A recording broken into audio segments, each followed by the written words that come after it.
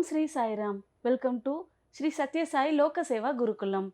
Today we are going to learn the chapter Kingdom, Plantae and Animalia. We'll see the main learning objective of this chapter. Here we are going to learn about the kingdom Plantae and its classification. Classification means what are all the various organisms present, how they are all grouped together. In that we will study the characteristic features of algae, Bryophyte, Pteridophyte and Spermatophyte. In Spermatophyte, we will see the classification Gymnosperm and Angiosperm, the features of the family Malvaceae, Fabaceae, Liliaceae and Poaceae we will be studying in the next coming classes. Then we will go to the animal kingdom classification. In that we will be studying phylum Arthropoda and giving more emphasis on Mammalia. We will see the today's learning objective. The main division of the kingdom Plantae is what we are going to learn today, and then we are going to see about the details of Bryophyte.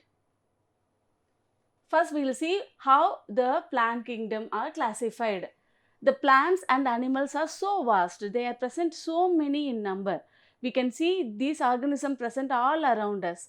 So these organisms are having individually each characteristic feature, right? Hence it is having so many different kind of organism which is present. It contributes to the biodiversity in the environment. Each and every organism is unique and each will do its part in the environment. Now we will see what are all the various ways by which we can do classification. In plant, when we will consider, it is a multicellular organism. That means the body is made up of many cells. Many cells are coming together and it is forming the plant. Then they are all having a true nucleus. True nucleus in the sense the cell contains the genetic material in a double membranous structure that is known as nucleus, and inside which we will see the genetic material present. There will be nuclear pore complexes are present through which the RNA molecule will come out and go. So that kind of organization when we will see, that is known as eukaryotic organism. They are having chlorophyll present in their body, right? So these organisms mostly it will do photosynthesis, that is it can able to fix the light with the help of carbon dioxide and also the nutrients and minerals and water which absorb it from the soil. With that it will fix the atmospheric carbon dioxide to glucose. Thereby we can able to see these organisms are doing photosynthesis, and sometimes we can see heterotrophic organism also. Heterotrophic means depending on the other animal for its food. Some kind of weeds and all it will grow on the top of some of the trees, you must have noticed.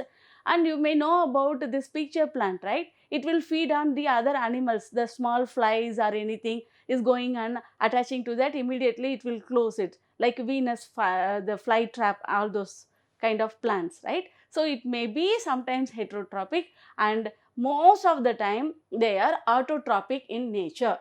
They are having the outermost rigid structure in the cell that is known as cell wall. This cell wall is a characteristic feature of the plant we cannot able to see in the animal cells.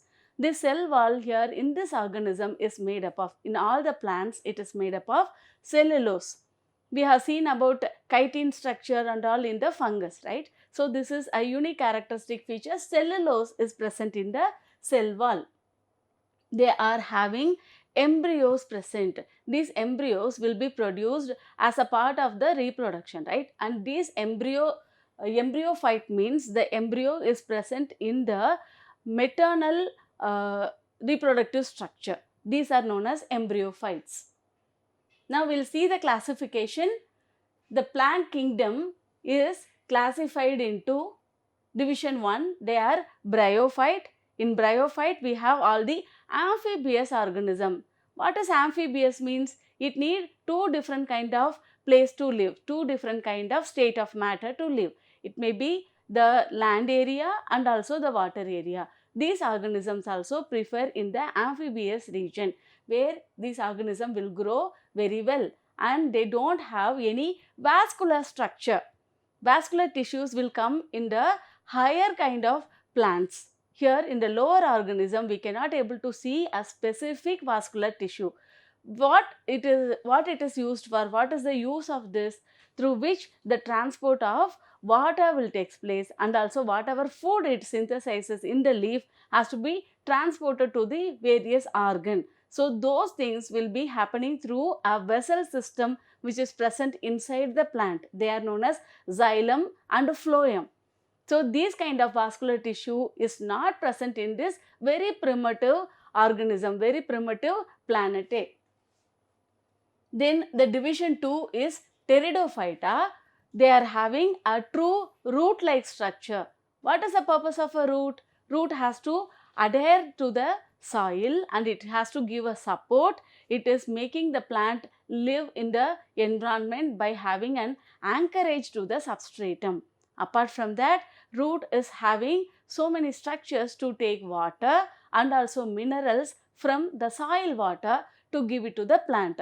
So this is a very important part of a plant where we cannot able to mostly see because it will be in the underground region. So they are having first time a true root system, stem system and a leaf system which is present in the Pteridophyta. And apart from that, the vascular tissue is started present in this organism onwards. Then division 3 is Spermatophyta. They are seed producing organism. What is seed? Seed is like a progeny what a plant will give, and each seed is having a capacity to give the entire plant from that, right? So these are nothing but the babies of the trees, right, and the plant. So these are seed producing organism and they are having a true vascular system which is present in this organism. So hope it is understandable, and then we'll move further. We'll see about the classification of Spermatophyta. The Spermatophyta is further divided into two. They are gymnosperm and angiosperm. Gymnosperm means the seeds are not having any protection. It is a naked seed. So it is not covered by a cover, and the seed is not enclosed in the ovary. Hence these organisms are known as gymnosperm. Then we have angiosperm. In the angiosperm, the seeds are enclosed inside the ovary. You can see like mango fruit or any other thing, the seed, how it is protected and covered, right? And then it is having divisions further. They are divided into dicot and monocot. In dicot, otherwise known as dicotyledon, when we will split the seed, we can easily split the seed into two equal half. Say for an example, peanut. We can divide the peanut into two equal half, right? They are known as dicotyledon. Two cotyledon present.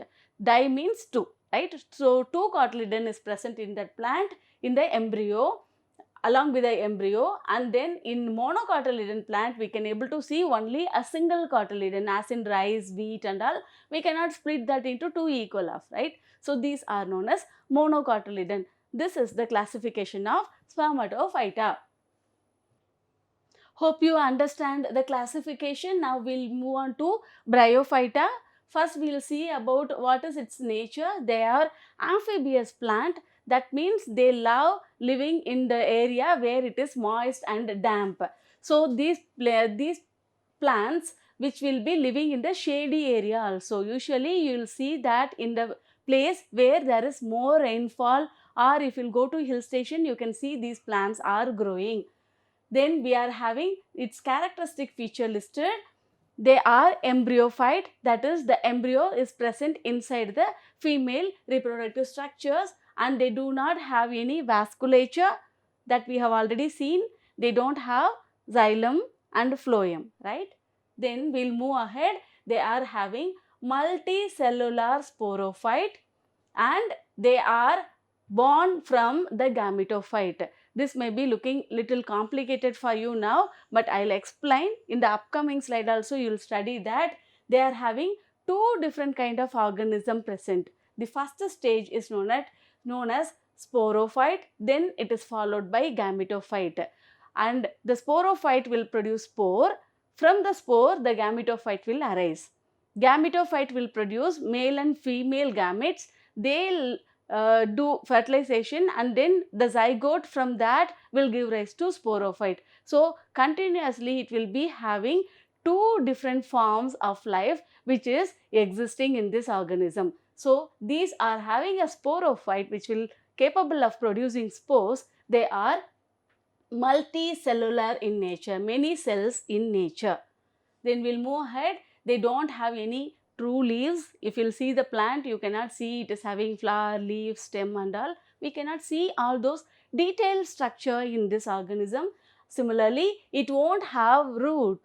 Root is the one which anchors, right? These plants are very small and tender, and these plants won't have any kind of root. Instead of that, it may have a rhizoid structure, a very primitive root-like structure this organism may have. And they are having a gametophyte that we have already seen. These gametophytes are haploid in nature, and sporophyte will be diploid in nature. That is, the chromosome number will be in a single copy, haploid n number we can able to see in the gametophyte, whereas in sporophyte we can see a diploid state, 2n number of the chromosome. The same copy will be repeated 2 times, that we can see in the sporophyte. Then they are having the reproductive organ which is having a several layer of sterile cells which is surrounding that. The cells which is the gametes that will be surrounded, and it is protected by the sterile cells. We will see the types of bryophyte. There are 3 main types of bryophytes are present. The first type are known as liverworts. In that, Macantia is an example, and they are very flat bodies, and they are sometimes ribbon-like structures. Ribbon will be flat, right? It is, you can see that it is so flat in nature. Similar to that, we can see a liverwort. Next is mosses. In that, Funaria is an example. In that, they are very small, and we can able to see some kind of leafy like structure this entire organism is looking like. The third type is known as hornworts or anthoceras. They are also flat. They are having the plant body, right? That is known as thylaid in this organism, and they are having horn like sporophyte which is coming out. Horns we can see in the animals, right? It will be present in the sheep or in a bull, all those things like that. They will have a horn like structure which is coming out, hence it is known as hornwort. Okay, this is the structure of this organism. We will see in details how these organisms are looking like. Say for an example, we are having a liverwort which is present here. You can see it is having a heart-shaped structure, and it is having the thallus, that is the most photosynthetic part of this plant, and these organisms are having both male and female reproductive structure. They are Anthropodia and Archegonia. Anthropodia is having Antheridia which is present. Archegonia is having Archegonia present on it. So, this is the structure of a liverwort. When we will check the mosses will have a simple plant-like structure. Comparing to the liverwort, you can see little plant-like it is looking like, right? It is having small leaves which is coming out, and you can see a flower-like structure, but these are not a true leaf or a flower. So, here you can see the roots-like structure which is coming in the bottom. They are known as the rhizoid, and the leaf-like structure is known as a simple leaf. We cannot see the vasculature in this organism. It won't have xylem phloem present. And then it is having a small stalk which is coming out. On the top, we can able to see the spore forming capsule, inside which the spores are getting generated, and it is covered by a Callioptera cap. When the cap is opened, then the spores will get released. So, this is the structure of the moss plant. That is the characteristic example. Funaria is given in the picture in your textbook. We will move further. We will see the characteristic feature now. The main body, what we can able to see in the environment, more prevalent and common, they are known as gametophyte. That is, they can able to produce the both male and female gamete we have seen in the previous picture, right? And next is they are larger and more persistent photosynthetically. That means it can able to do photosynthesis, and they will have the reproductive organ present. And these organisms are not having any leaf, but the leaf like structure what we can able to see in this gametophyte, right? These are known as gametophore. The gametophore is the place where gametophytes are getting produced.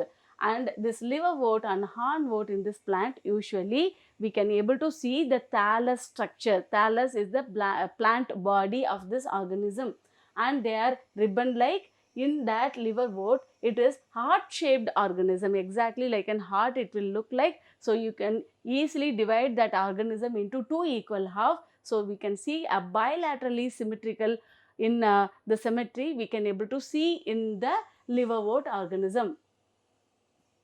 Then the body, when you will consider, the body is divisible into root, stem and leaf. As in the higher plant, we can divide the body into three equal parts. Then it is having some of the anchoring surfaces. Bryophyte anchored to the soil by a unicellular structure. They are characteristically present in the liverwort and the hornwort, but it may be a multicellular moss, as we can see, right? It is like a rhizoid like structure which is coming out and for the anchorage, and it helps in anchorage, absorption of water, absorption of mineral from the soil. We can see the gametes which is produced, right? The male gametes are produced from antheridia and the female gametes are produced from archegonia. And the gametes fuses and forms the zygote, and the zygote develops into sporophyte. The sporophyte will produce spores, and the spores will be then generating into a gametophytic tissue. So we can able to see that the gametophyte is the one which is very much important in the photosynthetically active and everything. So we can see the sporophyte are depending on the gametophyte, because the sporophyte won't have any structure for the photosynthesis, anchorage, protection and all. So all those things it is getting it from that of the gametophyte. So it depends on its food also from the gametophytic organism.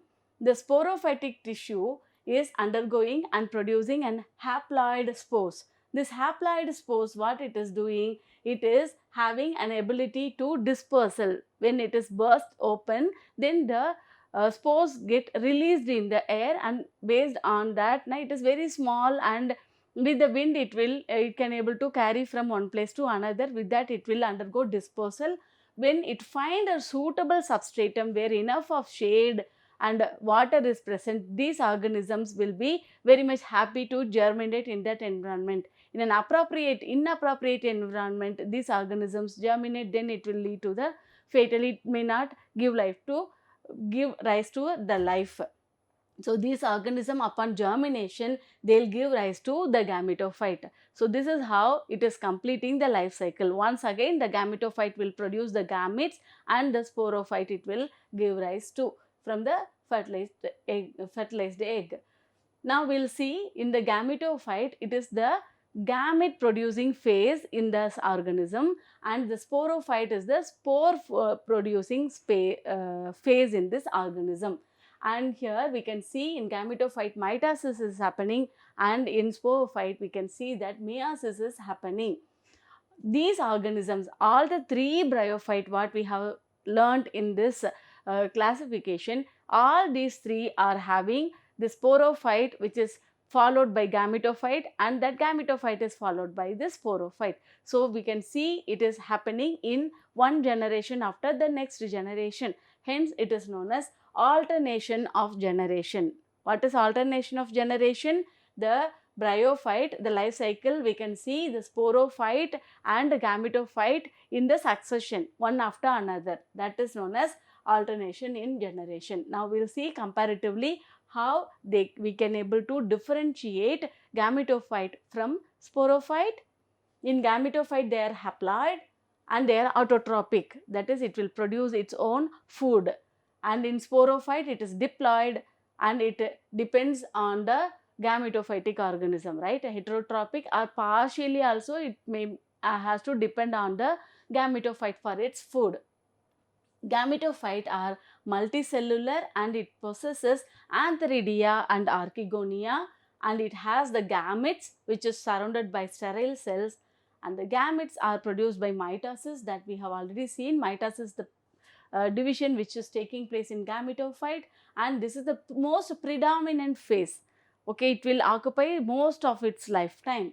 And in the sporophyte, when you will consider, they are spore producing phase in its life, where we can able to see meiosis it is undergoing, and they are very short lived, and it mostly depends on the gametophyte, and it is because of that it will survive for a very short duration. So what are the importance of this bryophyte? This bryophyte are the first kind of vegetation we can see on the land. You can see these organisms are the pioneer of vegetation, and they will grow on the surface of rock, where you can see small cracks which is present, right? Little amount of soil, and then if it available in that place, and it is little moist, and the environment is very cool and comfortable, shady, then this organism started growing in that environment. Apart from that, it will grow on the solidified lava and also on sand, water, wherever it can able to find a comfortable environment, these organisms tend to grow. These organisms are holding water and also the moisture. The environment will become highly humid because these organisms will grow very well, right? So we can see that these are in the shady area also. So the water is always available. So that will allow other spores and other seeds to germinate. So more than water, these are more than soil, this organism can able to hold water for other organism to grow. So that will improve the micro environment in that particular area where it is present.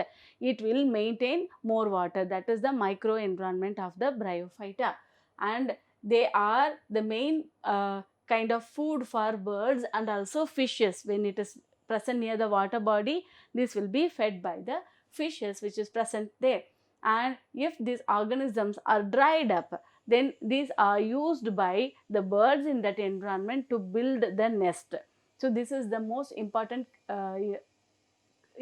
features about the Bryophyta. We will see the home assignments. Give details of kingdom Plantae classification. This may be a big question, but you have to explain about all the different parts and the organism which is coming in this classification. What are the three types of bryophyte? The third one is, what is alternation of generation means? So these are some of the review questions. Please study the chapter and get the answer. Hope we will meet in our next video. Hope you understand it better. Then I will take leave. Om Sri Sai Ram. Thank you.